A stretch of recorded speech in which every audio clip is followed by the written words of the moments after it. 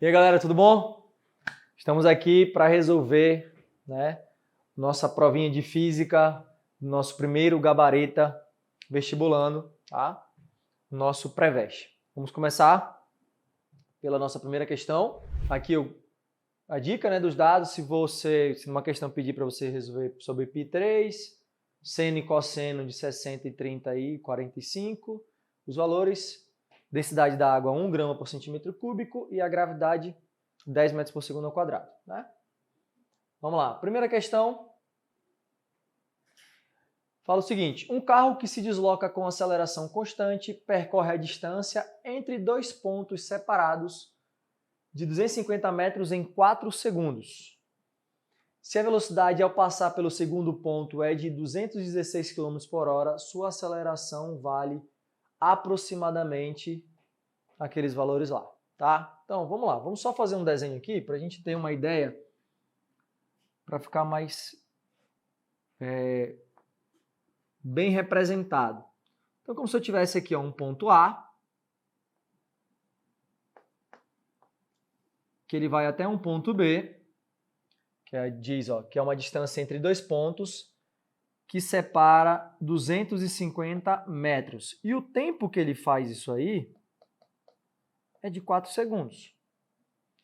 E ele diz que a velocidade no segundo ponto, que é no ponto final, vou chamar de ponto final, é de 216 km por hora.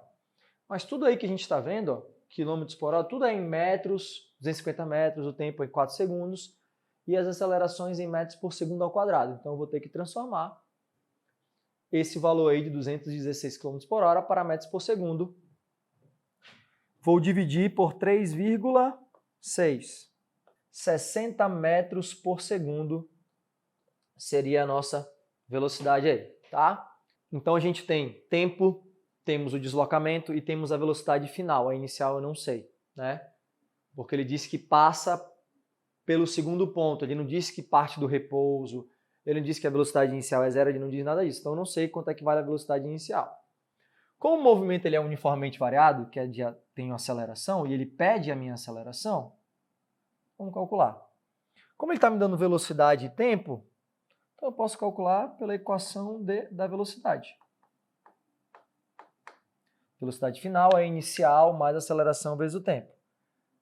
60, a velocidade inicial não sei, mais a aceleração também não sei o que ele quer, só que ele fez isso em tempo de 4 segundos. Então eu tenho essa equação aí que não tem como a gente resolver durante esse processo, né? Não tem como chegar a isso aí. Então vamos resolver pela equação do espaço. Como a gente vai ter duas incógnitas, duas variáveis que não tem como a gente resolver, provavelmente vai cair num sistema. Como ele me deu um deslocamento completo de um ponto a outro, então a gente considera sempre que o espaço inicial é zero. Então o espaço total é 250, igual a velocidade inicial, eu não sei quanto é que ele fez, só que foi no tempo 4, mais a aceleração vezes 4 ao quadrado sobre 2. Para simplificar e para ficar bem bonitinho, até vou botar mais bonitinho aqui, 60 é igual a velocidade inicial mais 4 vezes a minha aceleração. Vou botar aqui, como referência o que a gente chegou.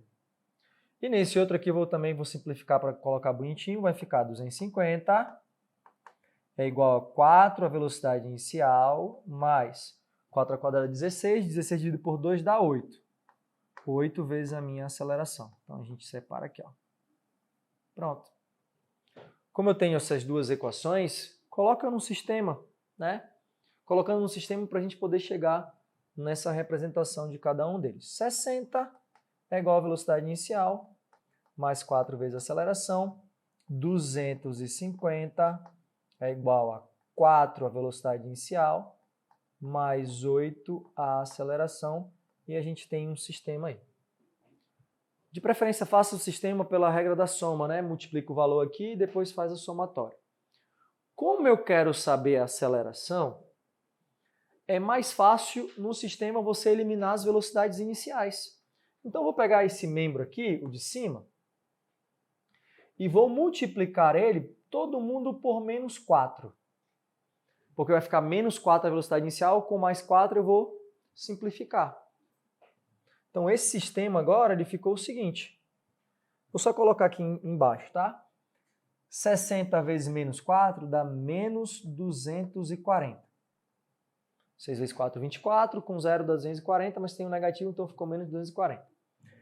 Igual a menos 4 a velocidade inicial, menos 4 vezes 4 dá 16 a minha aceleração. Pronto. Fazendo aí, ó, pela soma, eu posso cortar, ó, 4 com menos 4. Então ficou, pela soma, 250 menos 240 dá 10. A aceleração vale quanto? 8 menos 16 dá menos 8 a minha aceleração. Aí. Então ficou, né? 10 dividido por menos 8 vale a minha aceleração. A aceleração dá menos 1,25 metros por segundo ao quadrado. Como na questão ele está falando o número aproximadamente, e em relação ao módulo, valor, né, considerando o valor, a gente tem como representação qual é o número mais próximo aí. O mais próximo das alternativas é letra E, tá? Então a gente tem essa representação aí como a nossa resposta da primeira questão, tá? Letra E. Fechou? Vamos para a próxima. Questão número 2 fala sobre sistema de blocos, né, políase, e vamos analisar aí. Dois corpos de massa M1 e M2, M1 4 kg e M2 1 kg, estão ligados entre si por um fio fino e inextensível, que passa através de uma rodana fixa no teto, como mostra a figura. Uma figurinha lá. No início do experimento, segura-se a massa M1 a uma altura de 27 centímetros. Então aqui, ó, eu tenho a altura, que ele botou H aí, ó, de 27 centímetros. Então só para não ficar sobrecarregado o desenho, eu vou colocar aqui, ó, né, altura de 27 centímetros do solo, que em seguida é solta com velocidade inicial nula. Velocidade inicial nula. Isso quer dizer que a velocidade inicial do sistema, do bloco aí, é 0 metros por segundo. Após ser largada, quanto tempo a massa M1 levará para tocar ao solo? Então ele quer saber em quanto tempo a massa M1 tocará ao solo. Galera, eu tenho massa M1 e M2 e lá na dica lá tem a gravidade. O que faz o corpo se deslocar aqui? O que faz o corpo se deslocar são as forças. Lembra da segunda lei de Newton? Força resultante da massa vezes aceleração? Então, o que faz ele adquirir aceleração, ter esse deslocamento, é justamente as forças, né? Então, quais são as forças que eu tenho aqui?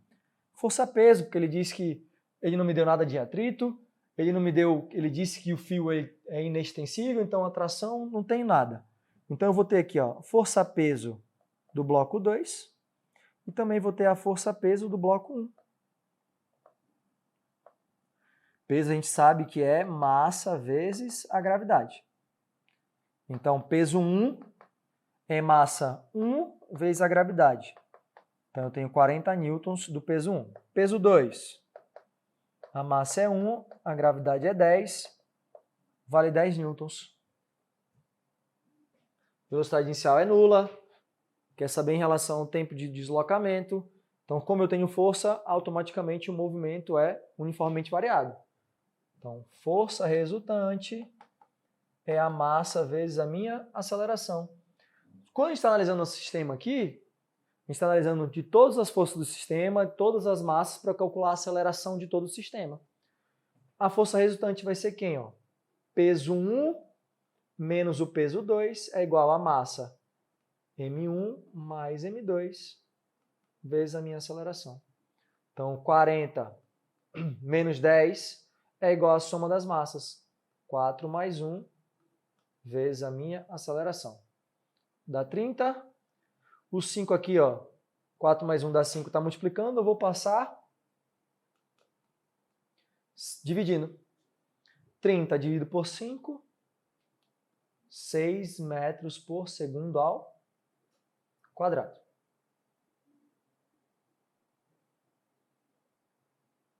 (6 metros por segundo ao quadrado, tá? Então agora a gente consegue analisar o que ele pede. Ele tem a velocidade inicial nula. Ele não me deu a velocidade final. Ele me deu o espaço e me deu a aceleração. Então, ó, função horária do espaço.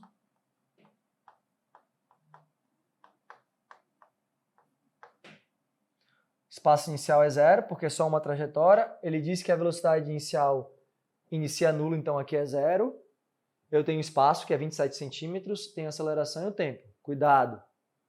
Tudo que a gente está trabalhando aqui, ó, é no sistema internacional. Então a massa é em quilograma, a resposta é em segundos, a aceleração a gente achou em metros por segundo ao quadrado. Então a altura não pode ser em centímetros. Não pode. Então o que eu vou fazer? Vou dividir por 100. Então a minha altura é 0,27 metros. Então aqui, ó, é 0,27 metros, que é igual à aceleração, que é 6, tempo ao quadrado sobre 2. Que é o que ele quer saber, o tempo do deslocamento, que ele fez em 27 centímetros, no caso 0,27 metros. Posso simplificar o 6 com 2, então 0,27 é igual a 3t ao quadrado. 3 está multiplicando, eu vou passar dividindo. T ao quadrado. Galera, se 27 dividido por 3 é 9, então 0,27 dividido por 3 dá 0,09. Tá ao quadrado passa como raiz. Então o tempo é 0,3 segundos. Aí a nossa resposta, 0,3 segundos, letra C de casa. Tá? C. Vamos para a próxima. Questão muito interessante e fala sobre empuxo, tá? Vamos lá. Ó. Num experimento realizado no laboratório, uma esfera de madeira foi amarrada em um barbante preso no fundo de um recipiente inicialmente vazio. Então vamos lá, vamos desenhar. Vai ficar mais bonitinho. Então eu tenho um recipiente aqui. Depois eu vou desenhar logo aqui o outro, porque vamos precisar. Então aqui eu tenho um recipiente que ele está vazio. E bem aqui eu coloco essa esfera de madeira ligada ao fio aqui, ó, em contato com o solo, né? Porque está vazio, não tem água, então a madeira vai diretamente em contato com o solo. Ao colocar água no recipiente, verificou-se que a tensão no barbante correspondia a 1/4 do peso da esfera, quando esta ficou completamente imersa na água. Galera, imersa na água é o quê? Totalmente dentro da água. Então, nesse processo aqui, ó, agora a gente vai ter um segundo detalhe. Eu vou ter, deixa eu botar maior aqui. Eu vou ter que a esfera agora, ela está aqui dentro, em contato, só que ela está completamente cheia de água. Completamente cheia de água. Então, o que aconteceu aí? Existe alguma força que está puxando ela para cima, justamente para eu poder ter uma tração. Aí ele diz, né? Ao colocar na água, a tensão no barbante correspondia a 1/4 do peso da esfera. Então ele diz que a tensão, que é a tração, vale o peso da esfera sobre 4. 1/4 dividido por 4. Então tem aí um peso sobre 4. Só que a gente tem que analisar as forças aí para poder calcular. Primeiro, tração. Não está tracionado o fio, então tem uma tração. A gente está analisando o bloco, né? O corpo, no caso a esfera. Então aqui, ó, na esfera, eu tenho uma força de tração. Só que ao mesmo tempo que eu tenho tração, galera, eu tenho força-peso para baixo. Então aqui eu tenho a força-peso, tração e peso. Só que para cima eu tenho a força de empuxo, que é a força que o líquido exerce sobre o corpo. No primeiro caso, o que a gente tinha aqui? A gente tinha só peso e normal. Professor, mas está ligado no barbante, tem um barbante, mas galera, só tem força de tração se esse fio estiver tracionado. Quando ele liga o bloco no fio, se o fio não está esticado, não está tracionado, não tem tração. Então essa força não vai existir nesse momento. Então nesse caso aqui, como está em contato com superfície, eu tenho a normal, 90 graus em relação à superfície. Então eu vou ter só peso e normal. A partir do momento que sai da superfície, não tem mais normal, mas ainda continua tendo a peso. Então aqui eu tenho a peso sempre para baixo, porque esse corpo ele tem massa. Vai sofrer a gravidade e a gente tem um empuxo. Aí, ó.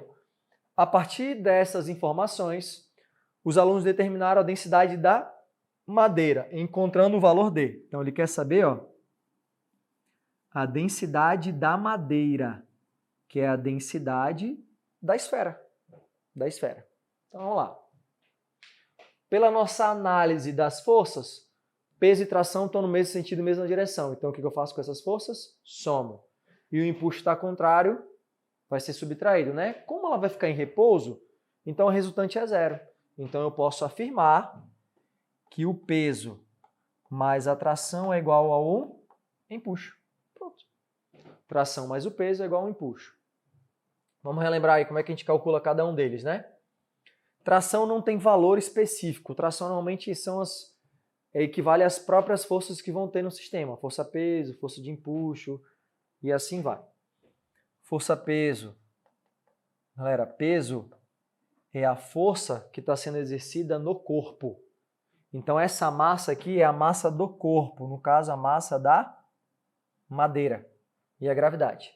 Já o empuxo é a densidade, a gravidade vezes o volume. Só que não é uma densidade qualquer, não é um volume qualquer. A densidade aqui, galera, como é a força que o líquido exerce sobre o corpo, então essa densidade aqui é do líquido.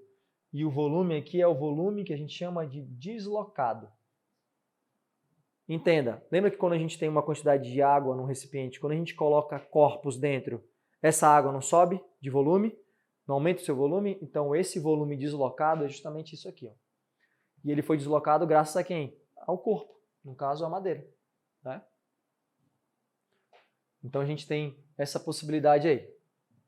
Tá, vamos substituir o que a gente deu na questão para a gente poder trabalhar. Peso ele considerou como se fosse o peso, só que a tração ele disse que é o peso sobre 4. Então aqui, ó, peso sobre 4 é igual ao empuxo. Peso mais peso sobre 4 fica quanto? 1 aqui vai ficar 5 peso sobre 4 é igual ao meu empuxo. Faz MMC aqui que é 1, né? Ó, 4 dividido por 1 vai ficar 4. 4 vezes o peso é 4, mais o peso fica 5 pesos sobre 4. E o empuxo. Só que ele quer saber a densidade da madeira. Então, ó, densidade da madeira, densidade, né? Massa sobre volume. Massa é quem? Densidade vezes o meu volume. Então, nessa proporção aqui, ó, a gente vai ter 5 vezes massa vezes a gravidade sobre 4. O empuxo é a densidade do líquido. A gravidade vezes o volume deslocado. Gravidade com gravidade eu posso cortar, porque é a mesma gravidade, né? 5 vezes. Só que ele é madeira, né? O M da massa da madeira. Só que a madeira, ó, como ele quer saber a densidade, o que eu tenho? Ó? Massa, densidade vezes volume. Então eu vou colocar aqui, ó, no lugar da massa, do Mzinho aqui, ó, desse M, eu vou colocar a densidade da madeira vezes o volume da madeira. Sobre 4 é igual a densidade do líquido vezes o volume deslocado. Só que a gente tem uma outra característica aqui também. Qual é a outra característica? Toda vez que eu tiver um corpo submerso ao líquido, completamente submerso, totalmente dentro do líquido, o volume que foi ser deslocado é o quê? O volume do próprio corpo. Então, o volume da própria madeira. Então, nesse caso aqui, ó, o volume deslocado e o volume da madeira vai ser o mesmo. Então, aqui eu posso simplificar. Ficou assim, ó. 5 a densidade da madeira é igual a 4 a densidade do líquido. 4 está dividindo, passei multiplicando para lá. Mas qual é o líquido aqui? O líquido é a água. Ele diz aqui, ó, ao colocar água no recipiente. Então, quanto é a densidade da água? É 1 grama por centímetro cúbico. Então, a densidade da madeira é 4 vezes 1 dividido por 5. Está multiplicando, passo dividindo. Então, a densidade da madeira é 0,8. No caso, está 80, né? 4 dividido por 5, 0,8 grama por centímetro cúbico. 0,80 grama por centímetro cúbico. Resposta certa é a letra D de dado. Ok? Vamos para a nossa quarta questão. Dispomos de duas panelas idênticas com capacidade de 3 litros cada uma. A primeira está cheia até a metade com água de 20 graus Celsius. E a segunda com água a 80 graus Celsius até determinada altura. Então ele me deu a primeira panela, que a primeira panela está na metade do volume. Ele disse que o volume total aqui, ó, a capacidade dela é de 3 litros. Ó. Então, se é de 3 litros, quanto é que eu vou ter de volume na primeira panela, se é na metade? A primeira está cheia até a metade. É 1,5 litro, 1,5. Tá? A 20 graus Celsius. E a segunda com água a 80 graus Celsius até determinada altura. Não sei o volume dessa segunda panela. Misturando o conteúdo das duas panelas, verificamos que a temperatura no conjunto passa a ser 44 graus Celsius. Supondo uma troca de calor ideal, sem perdas para fora do sistema, qual a quantidade de calor, qual a quantidade de água na panela no final? Qual a quantidade de água na panela no final? Considere a dilatação desprezível. Então não tem dilatação, não tem troca de calor entre a panela e a água e nem com o meio. Então é só entre as águas. A água da panela 1 e a água da panela 2. Pessoal, ele me deu aqui a temperatura de equilíbrio térmico, que é 44. A panela 1 tinha uma quantidade de água a 20 graus Celsius e a panela 2 tinha uma temperatura de 80. Quando eu misturei, as duas ficaram no processo no final de 44 graus Celsius. Então a gente tem equilíbrio térmico. Equilíbrio térmico, quantidade de calor 1 mais a quantidade de calor da panela 2 é igual a 0. Variação só de temperatura, calor sensível. Então vou colocar ó, massa 1, calor específico 1, vezes a variação de temperatura que a panela 1 vai sofrer, a água da panela 1, mais massa 2, calor específico 2, vezes a variação de temperatura que a panela 2 da água da panela 2 vai sofrer. Como a gente está falando sobre água, então, e as alternativas estão dando em litro, então pode deixar em litro sem problema, não precisa transformar para grama nem para quilograma nesse processo, tá? Então, ele diz, ó, bem aqui, ó, que na primeira panela está até a metade e eu tenho 3 litros a capacidade. Então, a massa, o volume, seria 1,5. Quanto é o calor específico da água no estado líquido? É 1. 1 cal por grama vezes graus Celsius, então aqui vai ser 1. Vezes a temperatura final, que é 44, menos a inicial da panela 1, que é 20. Mais, eu não sei quanto equivale a massa, o volume, né, da panela 2. Ele diz aqui, ó, que é até uma determinada altura. Então a gente vai calcular justamente essa quantidade de massa. Vezes o calor específico da água, que é 1. Temperatura final que ela vai sofrer é 44 menos 80. Tudo isso igual a 0. Então, 1,1 vezes 1,5, desculpa, 1,5 vezes 1,5, vezes 44 menos 20 vai dar 24. Aqui vai ficar, né, menos 36. Né? Menos 36. Que 6 aqui vai ficar 50 com 30 vai ficar 80 mesmo. Menos 36 com menos 2 aqui, ó. Mais Com menos fica menos. 36, a massa 2 igual a 0. Trazer para cá. 1,5 vezes 24, 24 mais a metade é 12, dá 36. 36 menos 36, a massa 2 igual a 0. A massa está negativa aqui, né, com 36. Vou passar para o outro lado positivo, ficou 36 igual a 36 M2. Então, a massa 2 é quanto? 36 dividido por 36. Então, a massa ou o volume dessa panela da massa 2 seria de 1 litro. Aí, olha a pegadinha.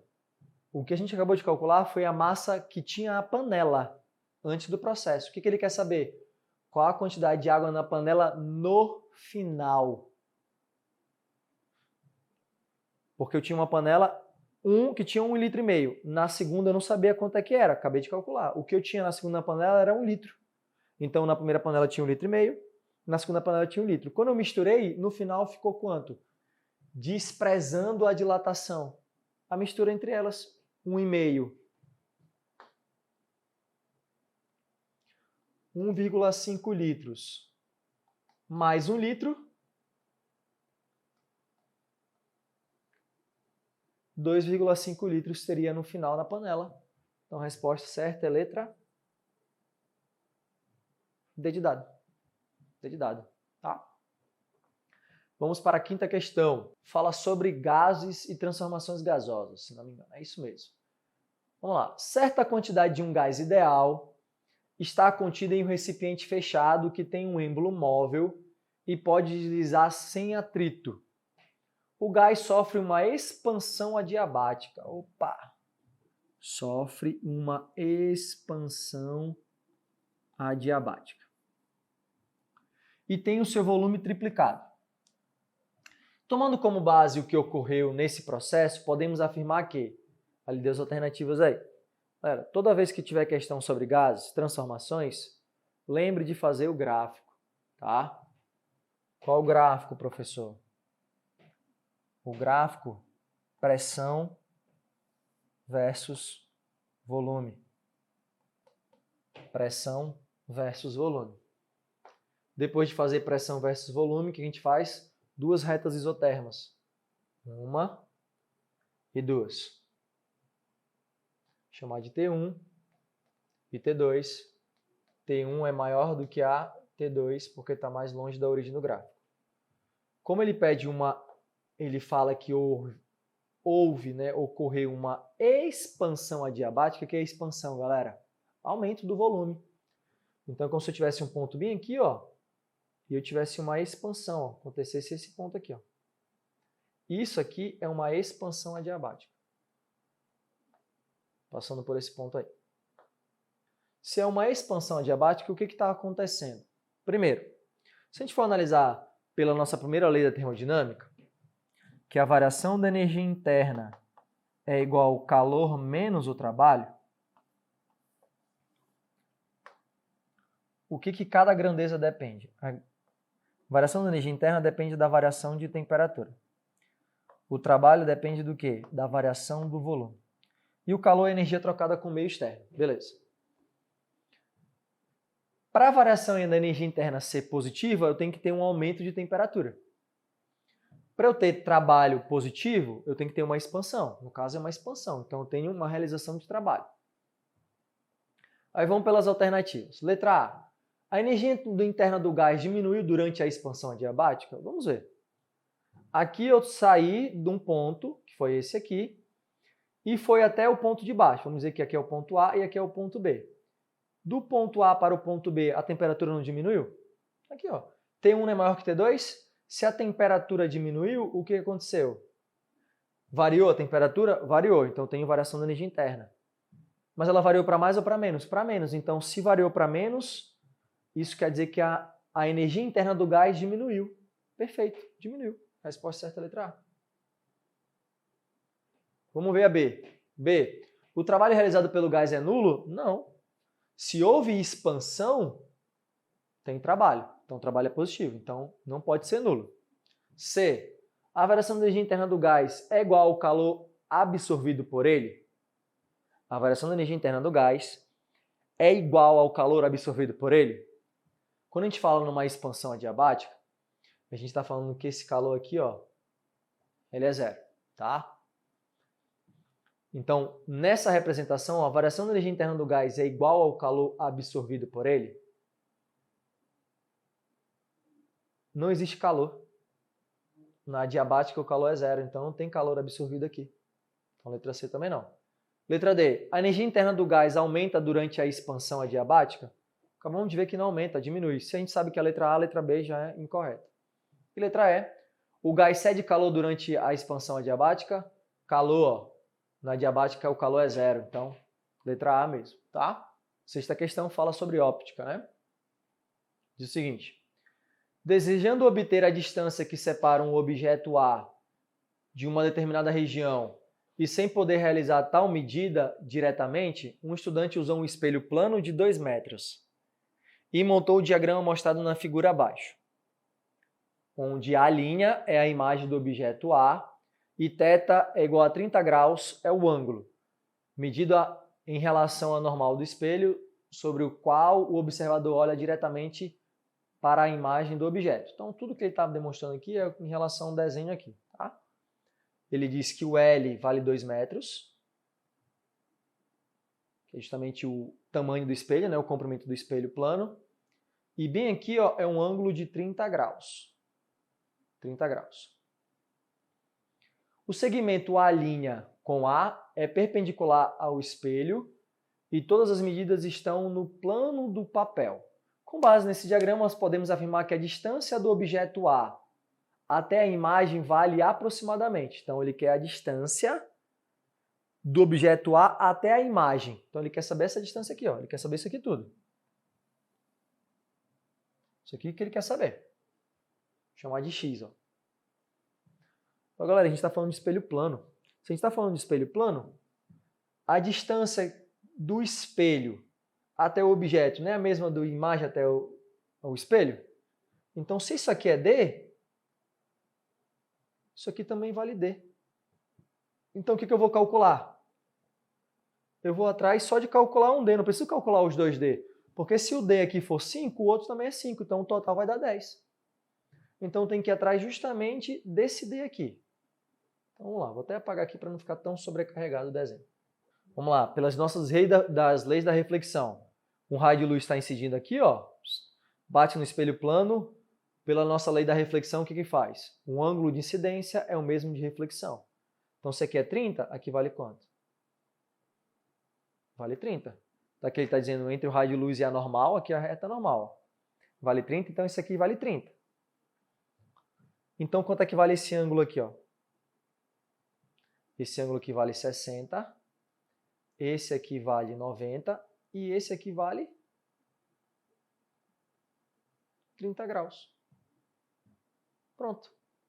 Então já sei a representação de cada ângulo. Sei que aqui é 60, sei que aqui é 30, porque a soma dos triângulos internos, que formam um triângulo aí, né?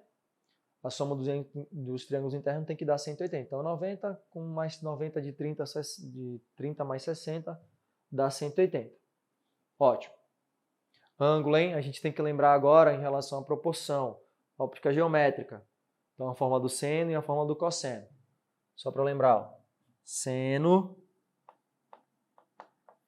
é cateto oposto sobre hipotenusa. Cosseno do ângulo é cateto adjacente sobre hipotenusa. Aí. Seno do ângulo é cateto oposto sobre hipotenusa, adjacente sobre hipotenusa. Qual seria o mais interessante calcular aqui? Calcular justamente o mais interessante, que são os números mais próximos, né, em relação ao valor. Então a gente tem... A única coisa que ele me deu aqui foi o L. O L é o quê? É o cateto oposto de 30, mas é o adjacente de 60. Se eu for usar o seno de 30, que é pelo cateto oposto, eu vou achar a hipotenusa, que é justamente esse raio de luz aqui, ó, que é esse aqui é a hipotenusa. Aí vamos calcular, vamos ver o que vai dar. Seno de 30 graus é o cateto oposto ao de 30, que é esse aqui, que é 2 metros, dividido pela hipotenusa, que eu vou chamar lá de R, que é o raio, né? Vou chamar de R aqui, ó. Que é justamente o raio incidindo aí. Então, o R é igual a 2 dividido por 0,5, que é o seno de 30. Passa para lá multiplicando, né? O seno passa para cá dividindo. Então, o R, que é o raio aí, eu tenho o quê? 4 metros. Então, esse raio aqui, ó, que é do ponto do objeto até o ponto do espelho, isso aqui vale 4 metros de distância. 4 metros. Agora eu tenho hipotenusa, eu consigo achar o D.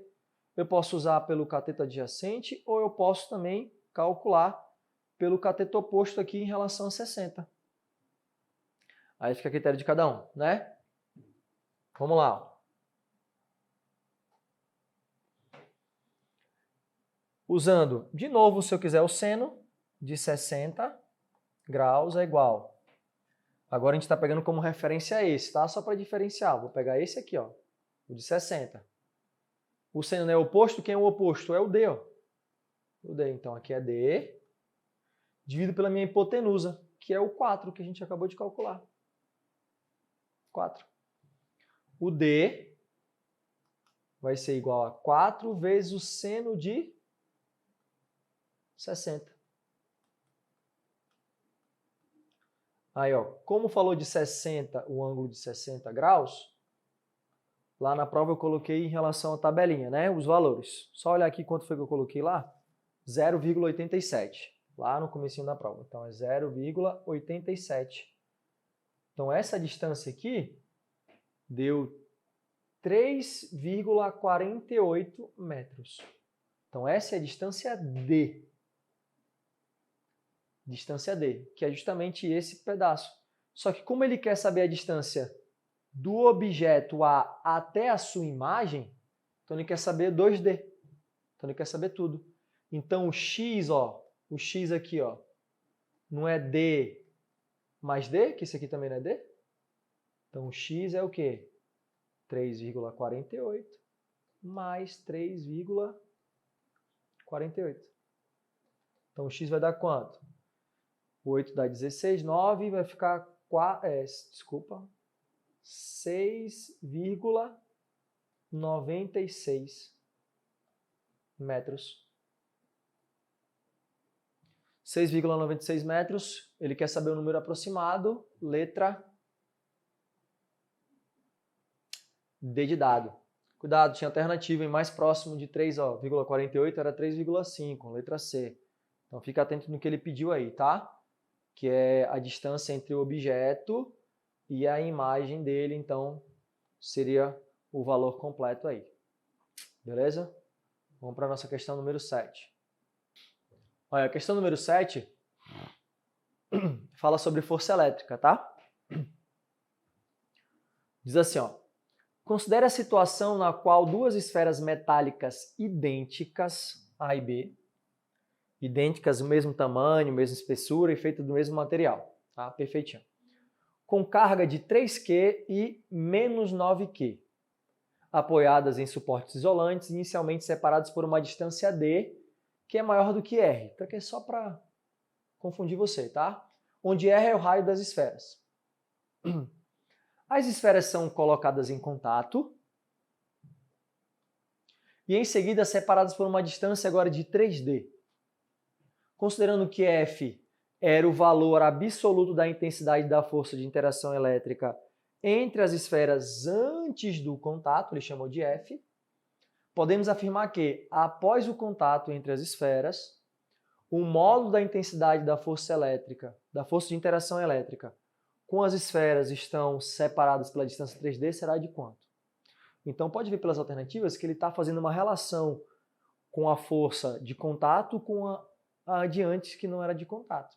Ele chamou de F. Então vamos calcular a força F antes do contato. Então força elétrica é K vezes Q1 vezes Q2 dividido por D ao quadrado. Lembrando que as cargas são em módulo.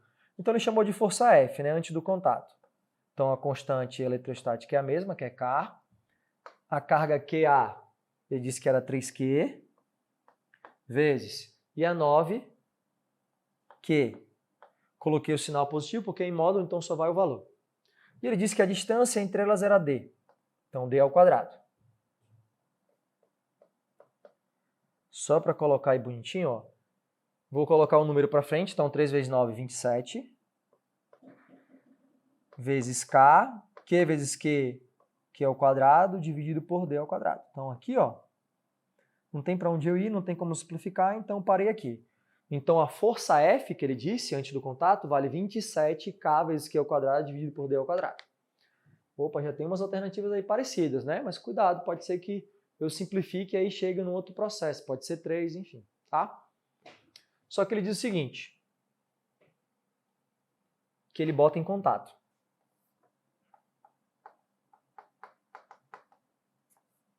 Quando eu boto em contato e de esferas iguais, que ele diz, eu tenho uma média aqui, entre essas cargas. Quando eu entro em contato, o que acontece com as cargas? Elas são transferidas de uma carga para outra até elas ficarem em equilíbrio eletrostático. Ficarem com a mesma quantidade de cargas e mesmo sinal, porque elas são idênticas, né? Então eu vou ter o processo de ceder carga um para o outro. Que é AB, o que vai ficar no final do processo. Quanto é que vale o A? 3Q, mais com menos fica menos 9Q dividido por 2.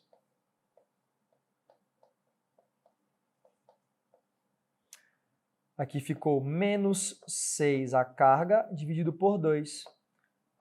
Então, cada carga ficou com menos 3Q. Essa aqui ficou, a carga QA depois do processo ficou com menos 3Q e a carga B também ficou com menos 3Q. Então, eu consigo fazer a nova força agora. A nova força são com as novas cargas. K vezes 3Q vezes 3Q, dividido agora pela distância 3D, todo ao quadrado. Que ele disse que a nova distância é 3D. Está aqui, ó, 3D. 3D. Então, 3D ao quadrado. F', vou multiplicar e botar na frente, né, como a gente fez na outra. K vezes Q ao quadrado, dividido. 3 ao quadrado, 9. D ao quadrado é D ao quadrado. Então, posso cortar aqui 9 com 9. A força linha vale K vezes Q ao quadrado dividido por D ao quadrado.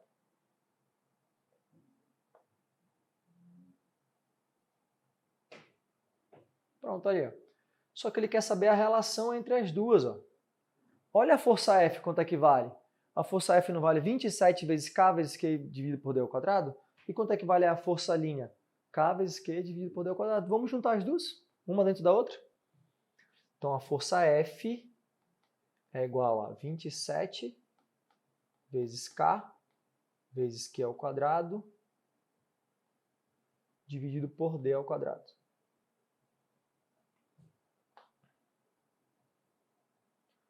E o que seria isso aqui, ó?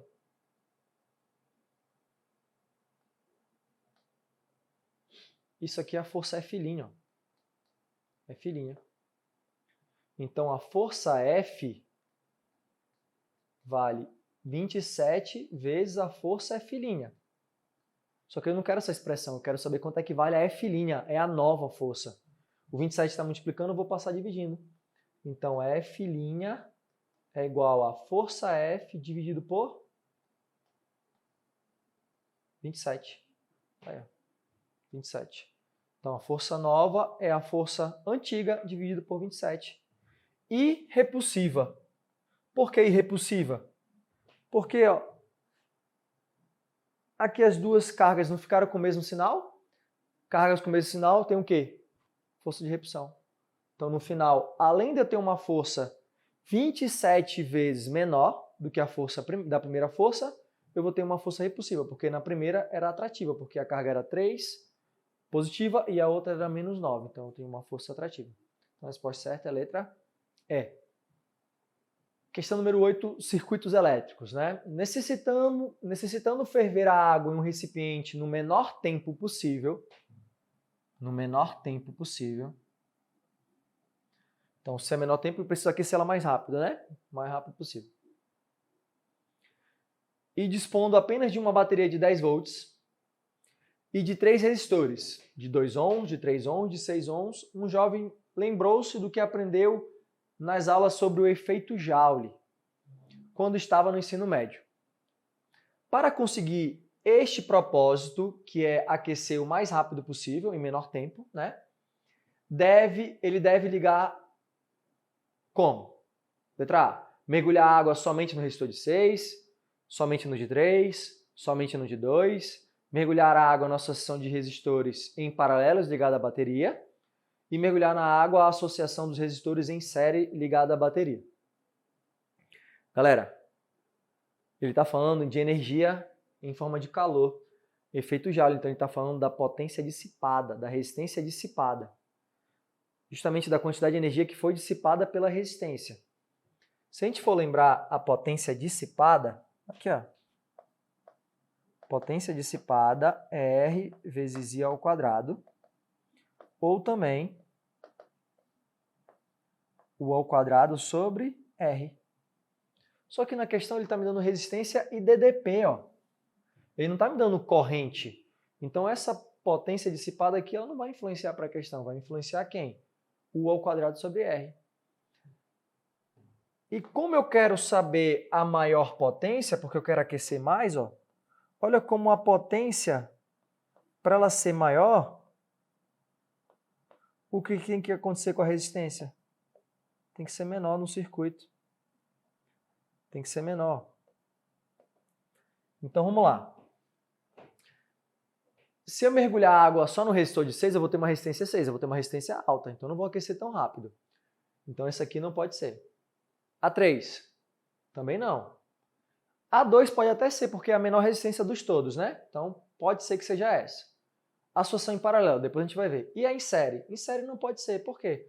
Na associação em série a gente não soma as resistências? Então a resistência equivalente que eu vou ter aqui, ó, vai ser a soma de todas elas. Vai ser quanto? 6 mais 3, 9, com 2, 11. Ó. Então, em série eu vou ter uma resistência de 11, então ela vai ser maior. Se eu tenho resistência maior, eu vou ter menor potência dissipada. Ficamos entre C e D. Olha, se eu fizer uma associação em paralelo entre elas, a resistência vai diminuir. Ó. Vamos lá, em paralelo. Ó. Eu vou ter um resistor de 6, eu vou ter um resistor de 3 e eu vou ter um resistor de 2. Todo mundo ligado ó, a uma DDP de 10 volts. Lembra que eu falei para vocês? Toda vez que eu tiver uma resistência em paralelo, quanto é que vale a equivalência entre eles? A equivalência no paralelo sempre vai ser menor do que o menor resistor. O menor resistor não é 2? Então a resistência equivalente vai ser menor do que 2. Então se vai ser menor que 2, a menor resistência eu vou ter maior potência dissipada. Então onde eu vou ter a menor resistência? Na letra D. Então eu vou conseguir aquecer mais rápido, em menos tempo. Então a resposta certa é a letra D. A resistência equivalente entre esses três aqui vai dar 1 ohm. Quer ver? Ó? Esse aqui está em paralelo, né? Vou fazer de 2 em 2. Pela nossa propriedade, eu posso multiplicar e dividir pela soma deles. 3 vezes 6 dá 18. 6 mais 3, 9. Ficou 1 de 2. Só que quando fica esse 1 de 2, não fica 1 de 2 aqui também? Esse aqui é o de 2? Então eles ficaram em paralelo. Em paralelo à resistência equivalente, eu posso pegar o valor e dividir pela quantidade deles. Resistência equivalente, o resistor vale 2 e repete 2 vezes. Olha a resistência aí, ó, dá 1. Então, de todos aí os circuitos, de todas as resistências, a menor resistência né, quando eu for associar em paralelo, então eu vou ter menor resistência, então no caso eu vou aquecer mais. Tá? Então a resposta certa é a letra D mesmo. Nossa última questão número 9, diz o seguinte. Um fio homogêneo de comprimento L possui resistência de 48 ohms. O fio foi cortado em 6 partes iguais. cortado em 6 partes iguais. E as partes foram associadas conforme indicado na figura a seguir. Então aqui, ó, só para ficar mais bonitinho o desenho, ele está dizendo aqui que foi dividido em 6. Então aqui eu tenho uma resistência, aqui eu tenho uma resistência, aqui eu tenho uma resistência, aqui eu tenho uma resistência. Tá aí, ó, 6 resistores aí. 6. Que ele cortou em partes iguais, bonitinho, e eu tenho 6 resistências aí divididas, montando dessa forma. Só que quanto é que vale cada resistência? Ele disse que o comprimento é L dividido em 6 partes iguais, e o comprimento completo desse fio vale 48 ohms. Aí, nesse detalhe, nessa parte da questão, a gente tem que lembrar da segunda lei de Ohm. Qual é a segunda lei de Ohm? Que a resistência do equipamento vale a constante de resistividade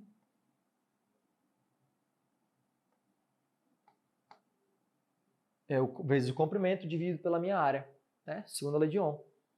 Galera, é o mesmo fio, eu não mudei o fio, não mudei a matéria do fio. Então a resistividade é a mesma. Esse cara aqui é o mesmo.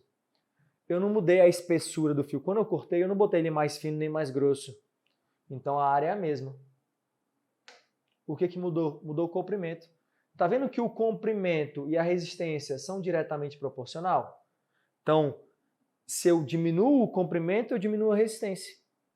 Então, quando eu tenho uma resistência completa de um fio que vale 48, se eu dividir ele em partes iguais, eu vou diminuir as resistências em partes iguais. Então, no caso aqui, ó, eu vou ter 48 ohms dividido por 6. 48 dividido por 6, eu vou ter quanto? Eu vou ter que cada resistência vale 8 ohms. Então, cada resistor ali que foi dividido vale 8. 8, 8, 8, 8, porque eu tenho uma resistência total de 48. Está aqui, ó. Quanto é 48 dividido por 6? Que foi em 6 partes. Dá 8. Beleza? Então, essa resistência aqui vale 8. Aqui vale 8.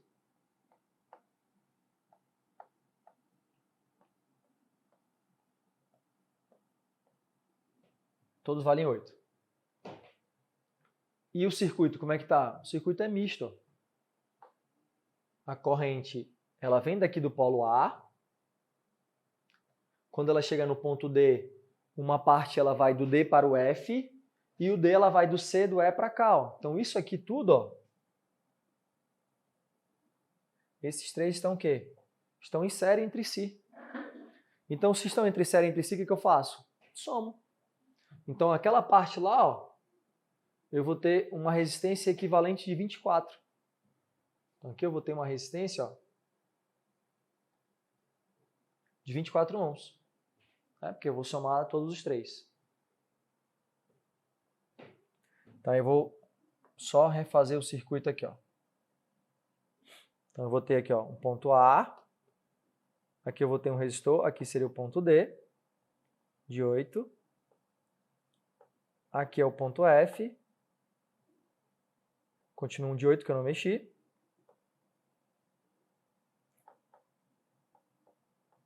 E aqui também um de 8. Só que eu vou ter um agora aqui, ó,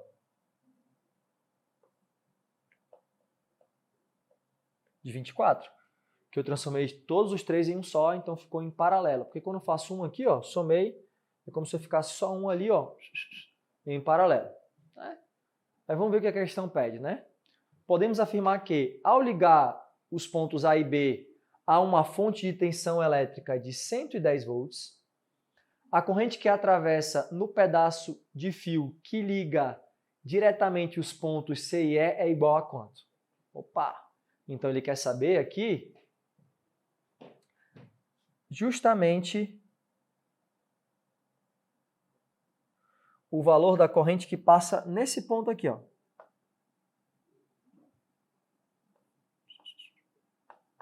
Corrente nesse ponto. Galera, tá tudo em série. A corrente que passa nesse ponto é a mesma que vai passar por aqui, que é a mesma que vai passar por aqui e que é a mesma que vai passar por aqui, ó. Porque é o mesmo ramo. Então eu vou ter a mesma corrente. Isso aqui está em série com todo mundo em série lá, ó. Esse aqui está em série com esses que estão em série aqui, ó, esses três.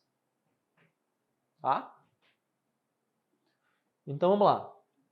Normalmente a gente calcula sempre aqui a corrente total primeiro, né, para a gente poder depois ir indo desmembrando em relação a cada ponto. Para a gente poder voltar para o circuito. Então vamos calcular a resistência equivalente aí, que é a resistência total. Esses dois aqui são em paralelo, né? Estão em paralelo.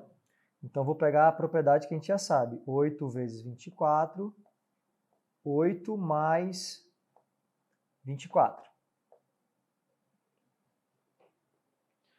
Faz aí, mano, para mim, por favor, rapidinho. 8 vezes 24, só para a gente dar uma acelerada aqui. Vai dar 32. 192 dividido por 32 para mim. 6 ohms. Então eu vou ter aqui uma resistência de 6 ohms em paralelo aqui, ó. Fiz em paralelo, achatou, ficou um de 6, não é isso? Se ficou um de 6, então a resistência equivalente no circuito vai ser o resistor de 8, que é esse aqui, mais o de 6, que ficou entre esses dois aqui, né? Mais o de 8 ohms, que é esse cara aqui. Então a minha resistência equivalente fica 8 mais 8, 16, né? Com 6 fica 22 ohms. Então aqui é a resistência equivalente. Para calcular a corrente total, vamos calcular a nossa primeira lei de Ohm. R é igual a U sobre I. A corrente vale I é igual a U sobre R. Corrente total. A tensão total ele me deu que é 110 volts. E a DDP que é 22. Corrente total aqui vai dar 5 amperes. Então aqui é minha corrente total.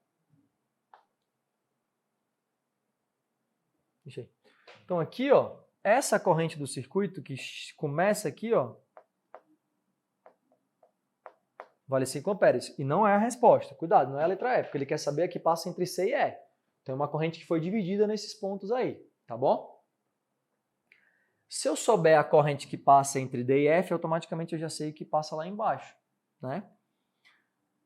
Nesse caso, dá para a gente fazer da seguinte forma.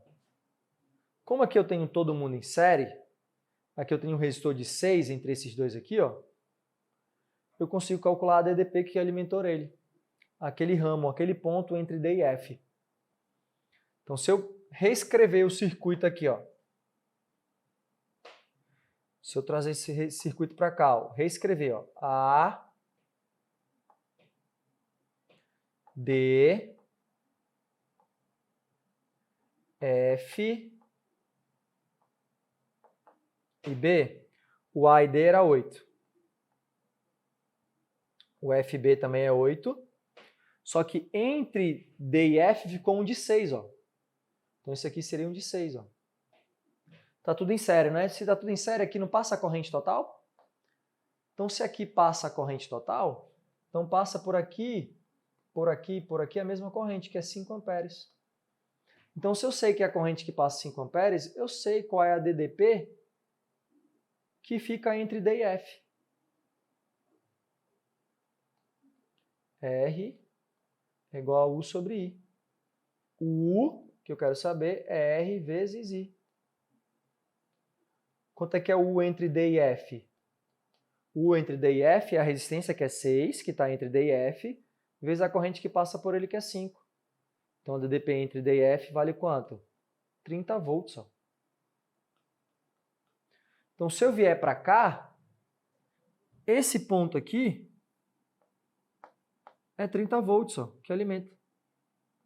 Então, se eu sei que é 30 volts e a resistência aqui não é em relação a 8, eu sei a corrente que vai passar por esse ponto aí. Então, sabendo a corrente que passa por aí, ó, olha lá, eu tenho R é igual a U sobre I. I é igual a U sobre R. Vamos ver a corrente que passa por lá. A DDP que alimentou aquele circuito é 30 e a resistência lá é 8. Acho que é 3,75. Pronto, perfeito. 3,75. Então, se a corrente total é 5 e passa por aqui 3,75, quanto é que é a corrente que sobra aqui? 1,25 amperes. Então, o que vai passar por aqui, ó, é justamente essa corrente de 1,25. Então, letra B de bola. Tranquilo? Então aí, ó, nosso gabarito aí, nosso gabarita vestibulando. Fechamos, galera? Valeu, até a próxima.